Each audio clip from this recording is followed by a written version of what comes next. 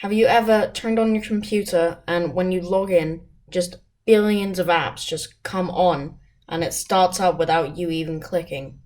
Well, in this video, I'm going to be showing you how to stop that.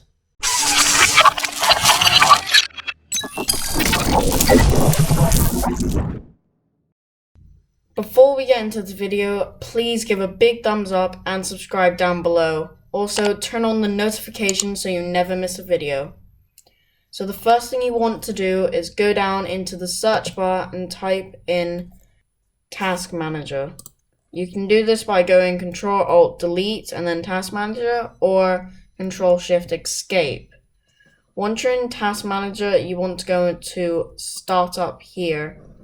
Once in Startup, you can find all the apps that start up when you load up your device, and from here, see I have uTorrent.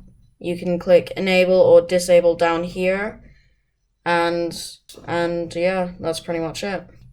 Thank you guys ever so much for watching. If you enjoyed the video, please give a big thumbs up, subscribe, turn notifications on so you never miss a video,